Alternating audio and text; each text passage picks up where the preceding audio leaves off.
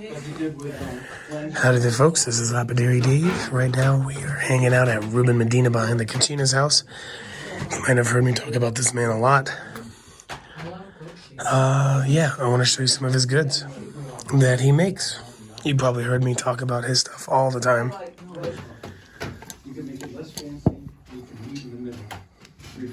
Let's take a look at some of these rings over here he made. I think some of these were made over 5 or 6 years ago. I know this one's been made for maybe closer to 10 years. He loves to carve scarabs. I think a lot of you have probably seen the Ricolite scarab he made that he gave me. This is fossil mammoth ivory on silver, really tall. Nice open back.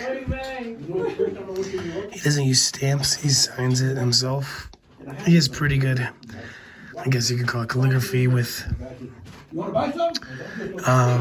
his Fordham signed to Taos, New Mexico. Reuben, 2010, sterling silver. Sits real tall, but it's really cool. I don't have the cool to pull that off, that's for sure. Here's another one that he made, carved out of serpentine. Beautiful scarab.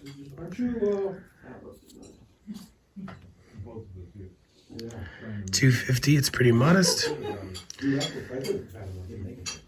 Really thick shank.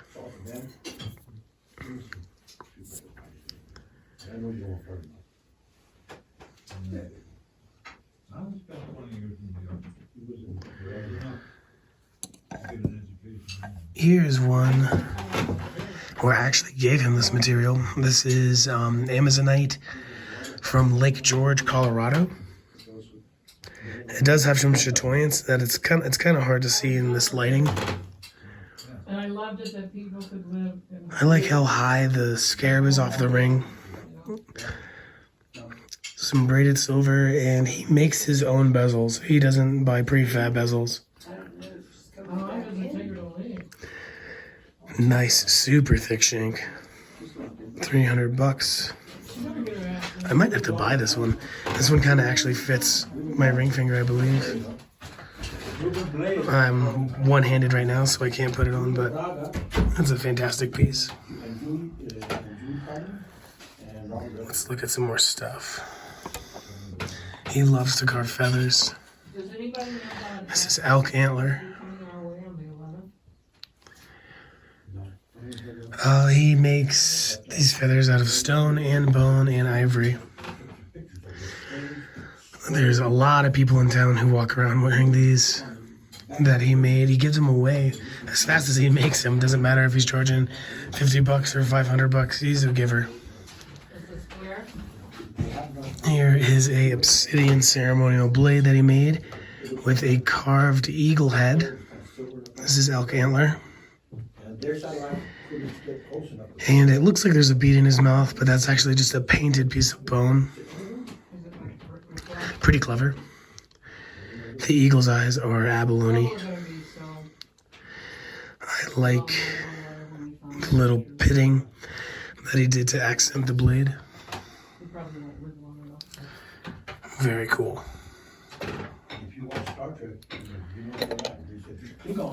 Here's one that he made. An abalone feather. If any of you folks have seen my braided necklaces, I got my style from Mr. Medina here. Wooden beads, handmade beads. You can take a wooden core bit and make wooden beads pretty easily. You're not a diamond core bit, but like a core bit designed for wood. And on the back is his signature and the year he made it. I don't like a lot of abalone, but I would totally rock this. And I believe this is a elk ivory. I think there's 2 teeth inside of an elk's mouth that they call ivories. It's left over from when they were a different creature before they evolved, supposedly. Actually, this might be just a little nugget of mammoth ivory. And this makes the necklaces adjustable so that they hang in all the right places. I'm totally making a mess out of the showcase. Here is a nice toki. I remember I had this toki that, well, he had this toki. It was more like a really fat chisel. It's not like New Zealand style or anything. It was made to look like a Guatemalan artifact. So we cut them in half, polished the backs. You can still see a saw mark right there. Totally fine. And then we made tokis out of that big, thick replica Guatemalan jade chisel. He used a core bit here twice, once on the lion's paw oyster shell, and then again in this jade to put that in there.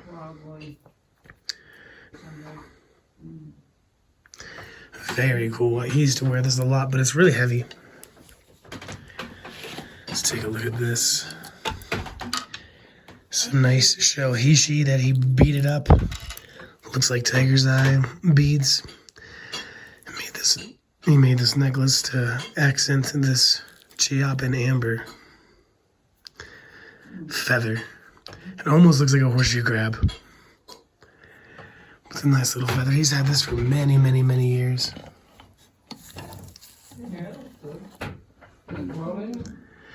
That's a great one. A lot of people don't know that this material like reacts to UV light, and you can like put the light up to the amber, move the light, and the light will slowly dissipate from the amber. It kind of holds onto the light a little bit. I gotta move the showcase. He also made the showcase. Better than anything you can buy at the store, that's for sure, but also the glasses room. If it falls, it will break, and I'll be in trouble. Let's look at a couple things that he didn't make that he keeps in the showcase. One of which is this Guatemalan Jadeite replica. At least I think it's a replica. I do know that they do sell artifacts to this day. Really nice. It's drilled to be worn as a necklace. Real chunky. It'll take, the right kind of person to want to wear this goddess. I think it's a goddess pendant. Another thing that he didn't make is this rhodochrosite gecko. This thing is amazing. Obviously made in Bali. Little baby gecko down there, big mama gecko up here. He was given this by his late wife because it broke. A customer walked into the shop, picked it up and dropped it, and it broke. What would have been maybe, at least in my mind, a $2,800 piece. After it's broken and repaired, what can you get out of it? Maybe slightly over what the material is worth. It is really good rhodochrosite. Some super gemmy pieces right there. This is more of the quality I'm used to seeing, but this gem grade right there, bada bing. You can see the little flowers right there. Sometimes you see big discs that take this shape. But this was a really large piece of material. I wonder how much it would have cost before it was carved into a gecko. Here's a little ivory goddess piece he made maybe 6 or 7 years ago. He can churn these out pretty easily. I've helped him clean his shop a few times, and I just found these laying on the ground, like half finished. I'm so used to people who can't hear that I swear. It's beautiful. For that goddess medicine. Mr. Medina is really into Mayan stuff, to the Mayan calendar and Mayan religion and faith. And he makes a lot of glyphs. I do believe this glyph is death. I don't really know. But very cool nonetheless. This is an Elk Antler button.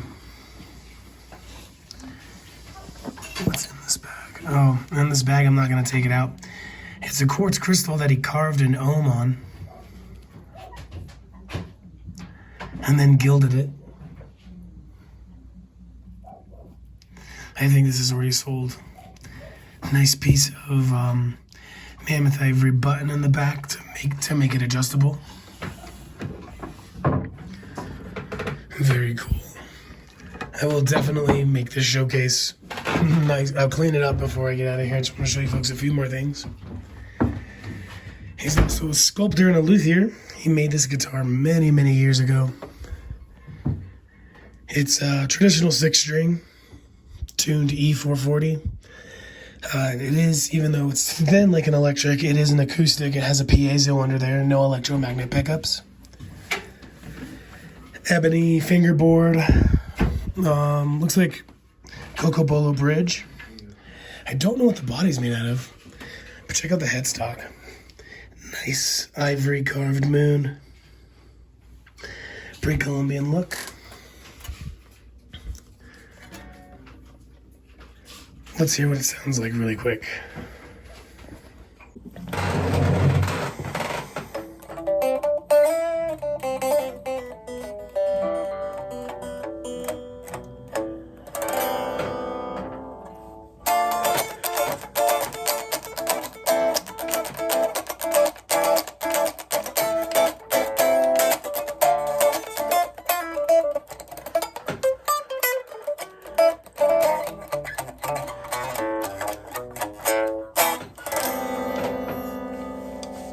I think it needs a little work on this nut right here, which the nut and the bridge are also actually mammoth ivory. I played this guitar for so long, so many years. Me and Reuben did.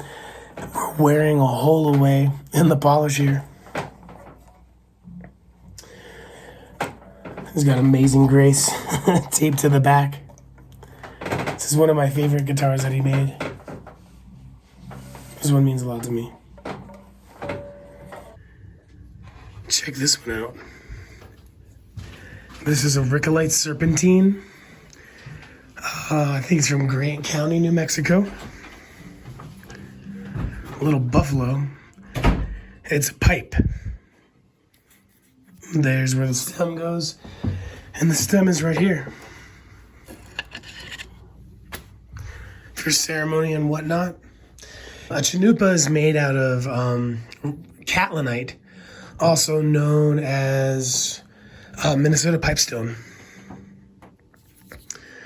He's got some sage in there, keeping it cleansed and ready to go for when the ceremony calls on it. Beautiful buffalo out of Ricolite. Ricolite Serpentine is kind of a staple of Taos, New Mexico. All the lapidaries that kind of get started here really get started on Ricolite and Lapidary because it's so abundant. You might have seen this one in a different video. Nice ruby or spinel on the forehead there. I believe this is alabaster, platinum, little piercing there, turquoise earrings. Sorry about the lighting. Also the same alabaster. Little mother and child there. The base is Claro walnut, I believe. I'm so lucky to have learned from Master Medina. He's really been asking me over the last, pretty much as long as I've ever known him, to learn sculpting over just doing lapidary and jewelry. Here's one he made quite a while ago. It's one of my favorites. This is, I think, Ponderosa pine. Real sappy. Beautiful goddess there. He carved and then painted. The hair is bark. It adds a lot of depth. Absolutely beautiful. There's the Dalai Lama there. Anyway, Yeah. Oh, here's another guitar he made. This one is my favorite acoustic that he made. The pickguard is actually real deal tortoiseshell, which has been endangered and against the law to harvest since 1968, I believe. But it was gifted to him by some Native American folks. I believe there is an exemption for shells for some Native American folks. Let's hear what this one sounds like. Nice shield looking shape. It is electric. The way he made the bridge there, I can take both steel strings and nylon strings. The neck is walnut, the fingerboard, the cap, the bridge, and the rosette are all rosewood. Let's hear what this one sounds like.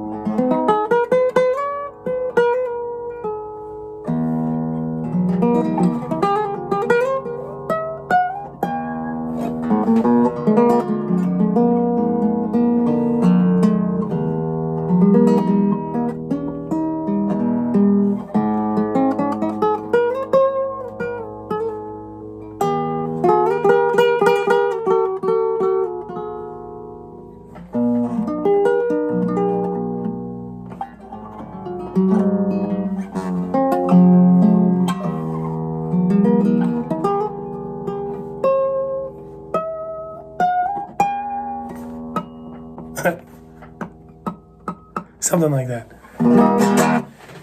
But just like the other one, both the bridge and the nut are made out of mammoth ivory. He carved this little thing here. It does come out if you're trying to be a little bit louder, but this really keeps down the feedback when we use it amplified. I've played this at a lot of gallery shows. Check out the back. Two nice walnut burls there.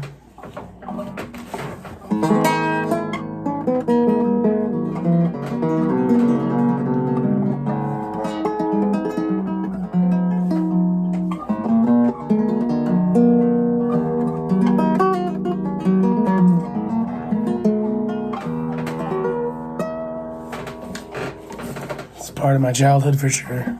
I love this one. Every Sunday he has a get-together where people bring food and they're outside playing music right now.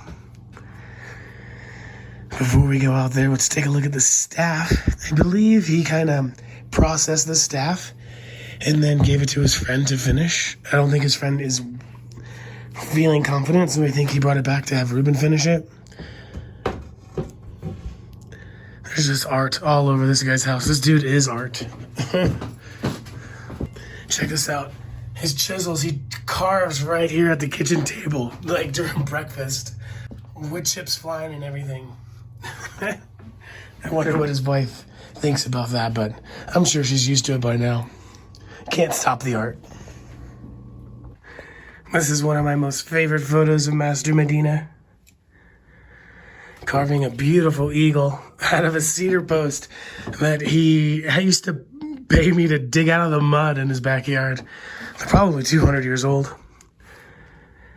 I love this man so much. Taught me everything I know about art and lutherie and really how to be a good person. All right, let's go check out Ruby's shop. I think I did a video of his shop years ago. Oh, come on, doggies. But he calls it In the Kesh Woodworks. At least that's what he called it way back in the day. When he mostly did wood. He mostly made like Buddha shrine boxes. I don't know exactly what they're called, but we'll take a look at those later. In the Kesh is kind of like One Love, but in Mayan.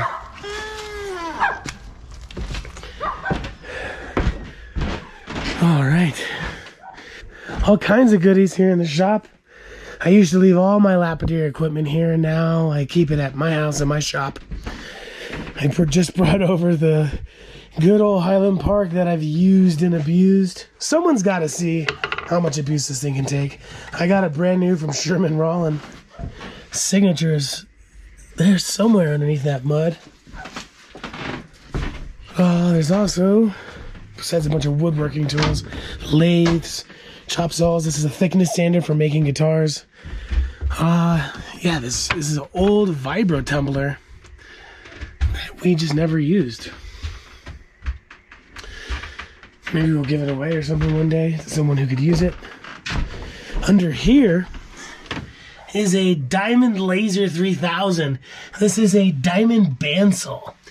It doesn't cut very fast. This will not replace a slab saw or trim saw, but you can get some awesome angles. Have you ever see like people carving slabs into state shapes, especially Michigan and stuff, or little fetishes and stuff? They're using these to turn slabs into those little shapes. Really nice. That might be only like 30 minutes worth of carving. Yeah, I know, dude. You're fast. I'm sure you're faster when I'm not throwing the camera in your face.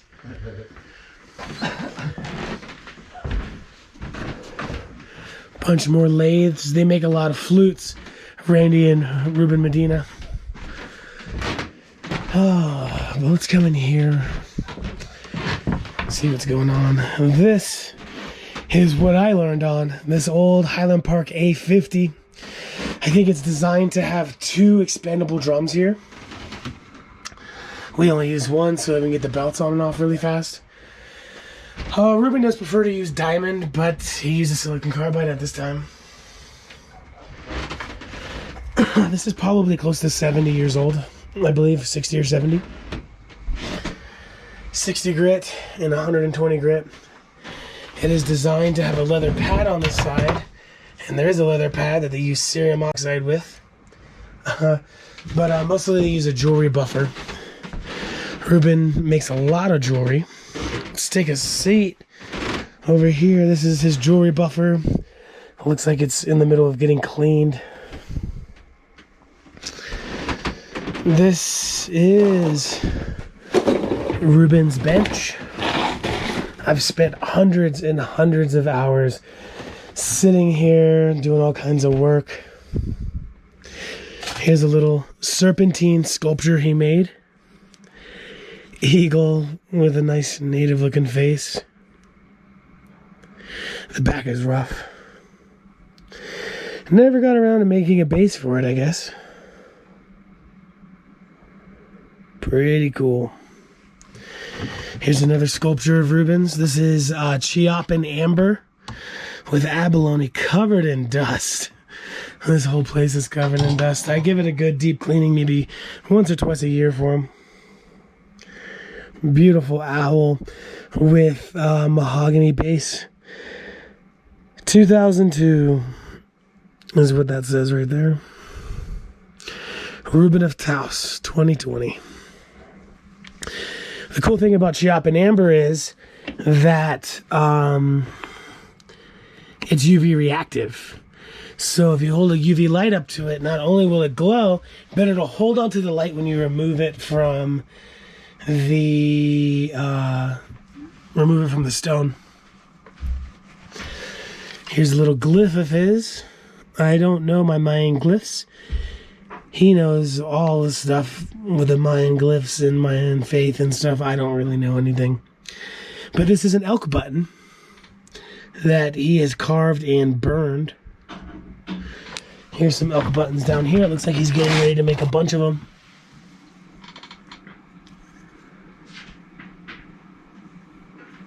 Processes them on his giant belt sander out there. It's a big industrial belt sander. Then he carves them. Here's some stuff he's also working on. I gave him a chunk of charite, and he cut it all up.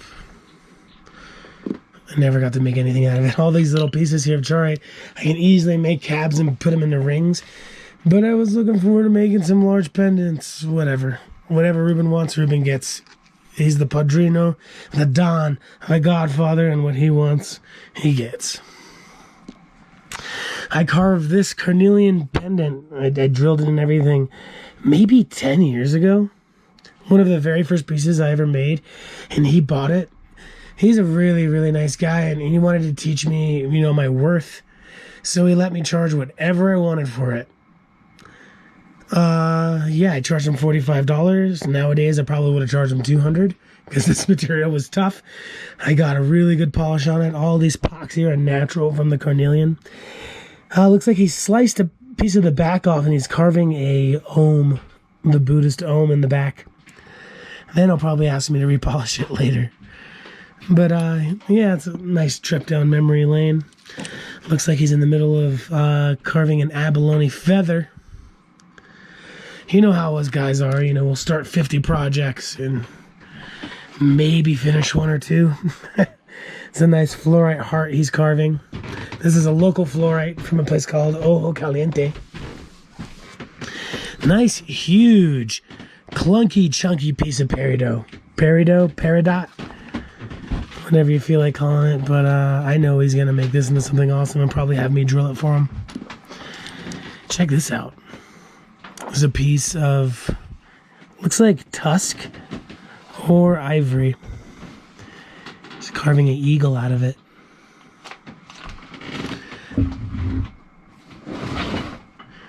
Is this too big to be an elk ivory?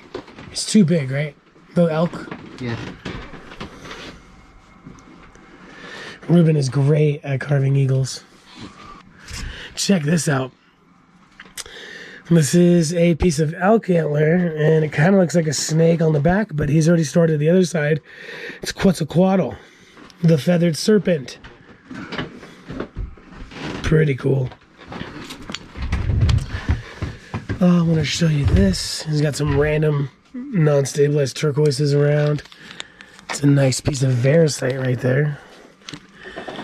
But check this out. This is a piece of obsidian, and he's going to be carving a scarab out of it. Well, you can't just draw on a piece of obsidian. It might not really show up. So what he did is he covered it in whiteout. Makes a lot of sense. You cover it in whiteout, and then you can draw on it, where you wouldn't be able to see it otherwise with a, you know, a regular Sharpie. I do remember drilling this quite a while ago. It was like a 1.5 millimeter hole. He'll probably incorporate this into a really nice necklace. He, unlike me, where I just like, so I'll do stuff like this. I'll just make a centerpiece and do some braiding, maybe have a backing bead. He'll really incorporate hand-carved beads all throughout the necklace. Oh man, I made this for him when I was in school. I casted a little bronze Buddha for him. It didn't come out so well. But he's a Buddhist, or he was a Buddhist. I don't know how that works. But yeah, he just kept it up here in the shop for years and years and years since I was in school. I gave that to him. All kinds of just tools everywhere. So much to see. I don't get what kind of sculpture that is up there. Looks African. Oh, it's a pipe. It's like a chillum or something. A pipe necklace. Your necklace is isn't your pipe and necklace a little gecko, right? Yeah. Yeah, Randy has a pipe made out of lapidolite in the shape of a gecko. Really cool. This is our silver soldering station. I've soldered hundreds and hundreds and hundreds of pieces here. I've almost burnt down the shop many, many times. With and without Randy in here with me. We got our little missile here. Can't believe we haven't blown up yet. We use acetylene, which is pretty dirty, but it works really well. He's got a bunch of silver in there ready to be casted. This is for making ingots. You just adjust this, how wide you want it to make the ingot. All kinds of stuff just everywhere all over the shop. I could spend hours showing you everything. So this is tufa. Do you guys know what tufa is? Tufa is a volcanic stone. You carve the image of what you want. You make these little flutes to get the air in there and to get the excess silver to come out. This is a feather. And what's really cool about tufa is after you cast the piece, you're left with the mold. So a lot of people, especially Native American artists, will sell the mold with the piece of silver so that you have this like on your coffee table. People are like, what's that? And you're like, oh, that's my favorite necklace. That's my favorite bracelet. And then you can show them. It's a great conversation piece.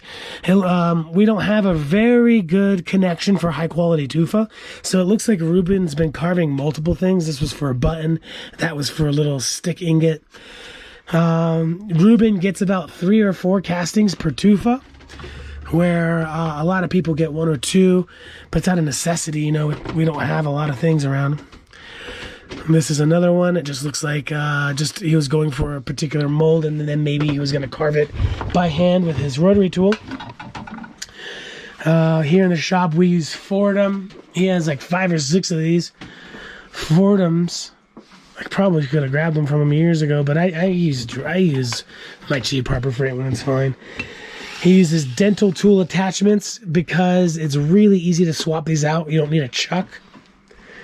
He did confiscate my old Harbor Freight chuck, completely covered in grease.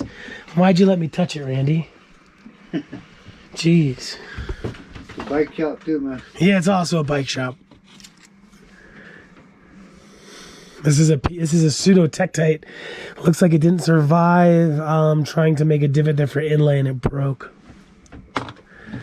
Let's see what's got here. More ivory.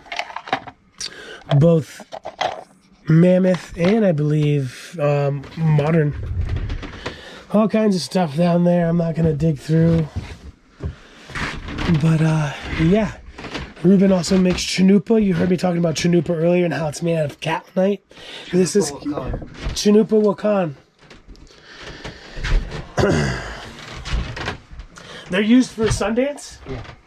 Yeah, they're used for Sundance. Randy's Lakota. He does Sundance. It's probably, you got scars all over your body, I bet. He sure does. Yeah, this is the material that's made out of. It comes from Minnesota, called Minnesota Pipestone. And in our beliefs, nothing should be smoked out of pipes made out of this, but whatever they're doing for ceremony. There's other types of pipestone, like this crow material. I have seen some people make Chanupa out of different materials, but this is the original material. A lot of people will mislabel Chanupa, call it a peace pipe, and those are different. And but I'll throw some pictures up so you can see. Lots and lots of catlinite here. So the way it goes is Reuben makes the pipe. Oh, he even makes the stems. This is the hardest part, I'm sure, to make these stems. And then he literally gives them to the person. Sometimes they pay him really well. Sometimes he gets, you know, some vegetables in a bag. But it's all about the medicine and getting the pipe to the right people who are going to do the right type of ceremony, which is really big medicine for everyone. And yeah, so it's kind of a selfless work. Sometimes he'll literally spend 3 months carving a Chanupa to not make any money. Never complains. And if you're the kind of that would complain, carving Chanupa is not what you're supposed to do. Reuben's such a blessing. This is gonna be his headstone. Might as well start making your headstone now, right? Nice chunk of serpentine back here. Oh wait, no, this is adventurine. Nice adventurine. That's just pretty solid. I might have to take that from him. This is lapis, obviously, and we got it for free. My very first Tucson Gem and Mineral show, Sweet Medicine Lynn was telling me the entire show, we're going to want to walk around after the show because vendors leave stuff they don't want to take home. I didn't believe it, but we walked right around the corner from where we were vending, and there was maybe 30, 40 kilos of lapis, this quality tumbled, sitting on a table for anyone to take it. And we did. And I had so much of this material, I got sick and tired of cutting it. I traded Reuben for a bunch. I sold a bunch to other people. Seems like this is the last piece that is floating around our family right now. But yeah, I wish I got more for what I was making out of it. And I wish I still had some, but...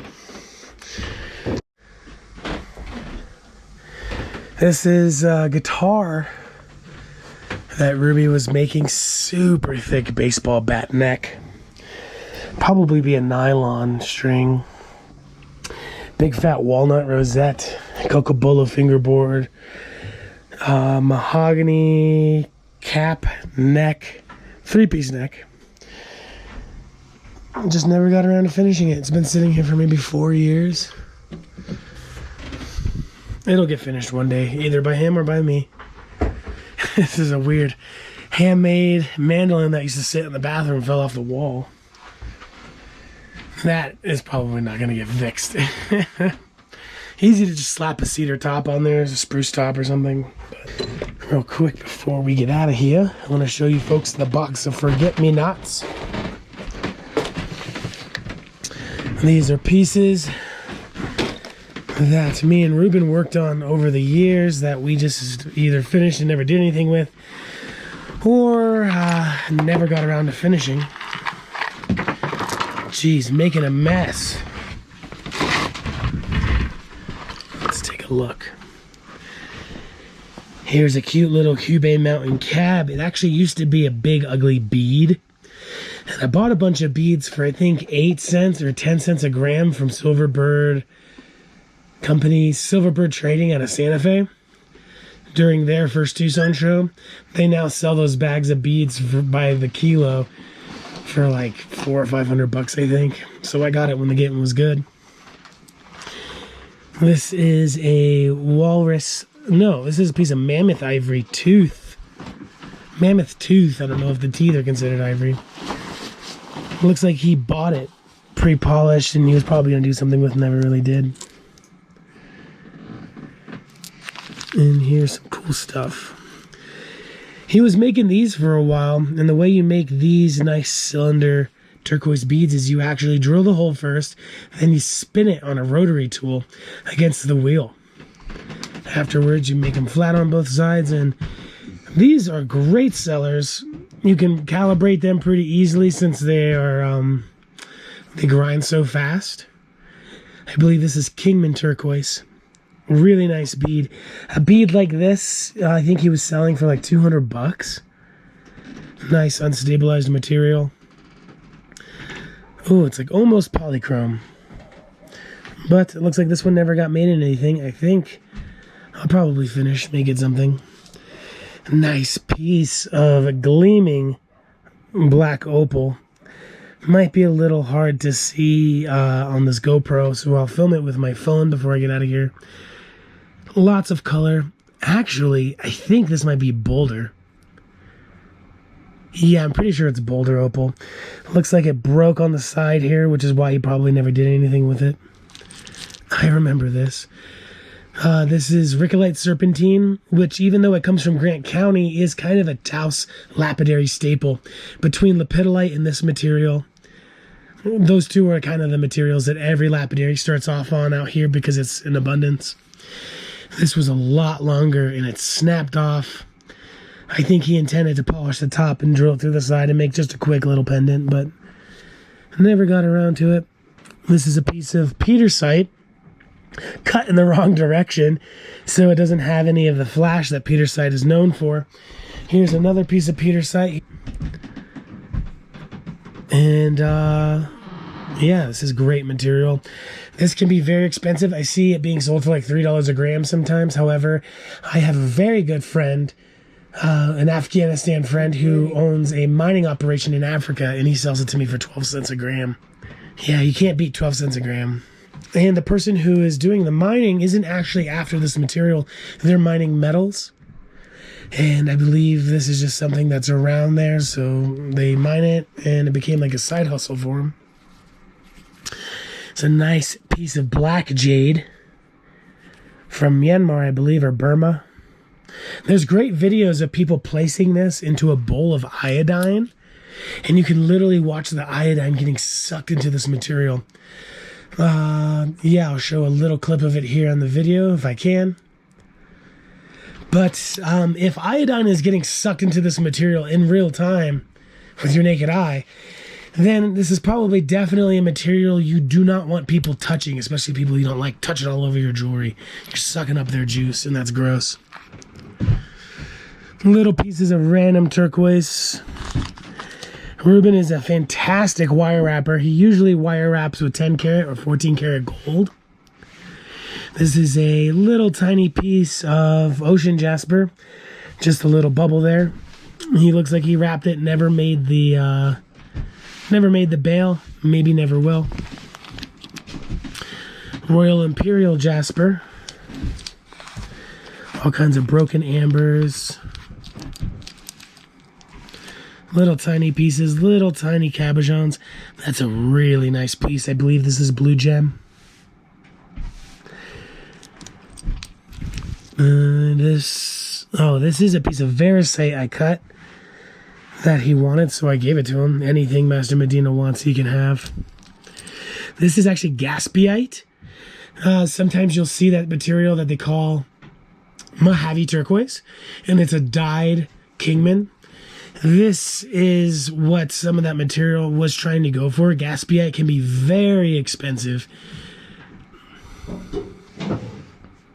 Looks like he made it, never got around to putting it in the showcase or selling it or anything. There's some crystals he was working to probably polish one day. Nice little piece of ammonite, kind of ammonite. It's more like an ammonite with pieces of flash. When does the ammonite stop and the ammonite start, you know? This is a cool little Randy piece that looks like Randy never finished. A little bear. This material is very hard, so I imagine he might have found out that sandpaper doesn't work very well on it. Cute little things here and there. This is a piece of lion's paw oyster shell. He might have dropped a piece and it fell under here, the other side. So he never did anything with this piece. It obviously was earrings. He makes his own earring findings out of gold and silver. Cool little crystal. Looks like a citrine. Don't really know. But this is a cool bag. This is a bag full of garnets. There's so many garnets out here in Taos that they're very, very easy to pan because they're so heavy. They're so dense that they want to separate from the sand. Some cabs. Looks like dino bone. This is that agate that kind of looks like meteorite, but it's not. Well, it wouldn't be a good shop unless it was dirty, right, Randy? Yeah. Say hi to everybody, Randy. Yeah. How you doing? We're gonna find you a girlfriend on YouTube. Can we start one of these real fast? Yeah. Where are your beauties? Take your time, though. Randy Roughface is an awesome sculptor. He's been working with Reuben forever now. Like this one. Dang, you made all those today? He hogged all these out. This is a local slate. These are just the rough sculptures. This is a horse, a coyote, little horse, buffalo. There's a bear over there. Real traditional. This one's an eagle or a crow. He will tighten these up with files and sandpaper. Yo, Randy, I was telling people that you've used the sidewalk to grind your rocks. You can make them stand. Watch this, man. You still on it? Oh, yeah.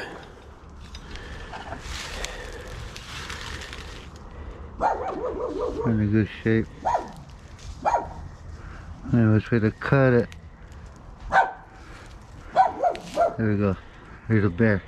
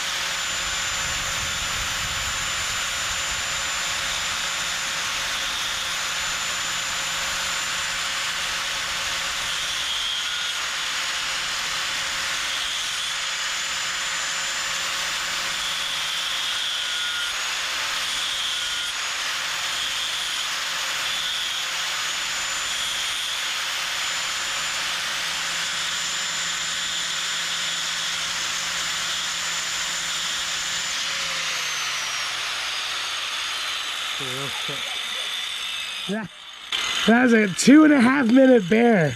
I was thinking we were going to be here for like 10-15 minutes. That was fast. An original rough face. Not quite done. He does polish them sometime. He used some fry bread oil to make it look good.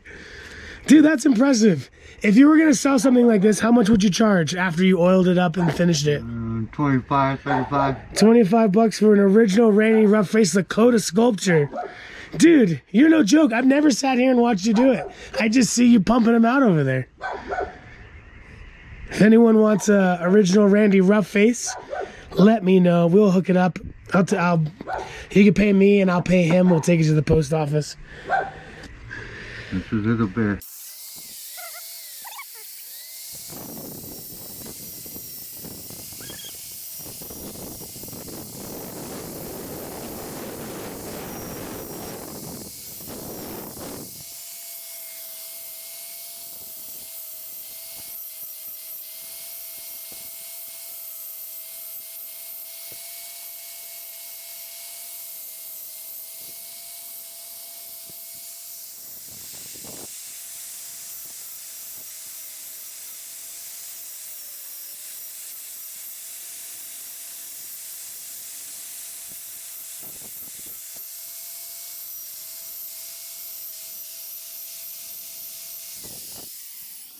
You know, you start off with bear, but it wanted to be an eagle. Awesome, brother.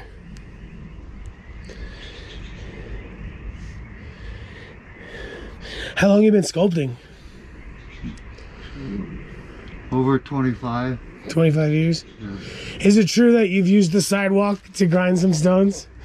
They never got mad at marks all over the place. Marks all over the sidewalk. Everybody goes, I wonder what that's from. I go, I'm trying to stand my card rings and Yeah. everybody knew what it was for. Oh, for the base to make it flat? Yeah. Oh, man, that's awesome. Yo, thanks, Randy, for sharing. That is fantastic. Anyway, y'all, I hope you enjoyed our quick little tour of Reuben's house and Reuben's shop. There's so much more to see, but I'm not really going to dig around without Reuben. I'd rather him be here pointing out cool things to look at. Anyway, he's not here right now, or we would have him say goodbye. So I'll say goodbye for you folks. Thank you for joining me. If anyone is interested in any of Randy Roughface's original Lakota sculptures, feel free to let me know and we can get them to you. He sells them really affordably, and it goes to a good cause. You know, Randy is, exposed to a lot of great lapidary equipment, but he learned on those angle grinders, and that's what he uses, and that's what he's fast at. On the res, there's not a lot of machines, if any at all, that people can use, so you got to use what you can. That's a nice piece of turquoise there. Looks like Kingman. And that's what he learned on. Anyway, I love you folks, and I will talk to you soon. Have a great one.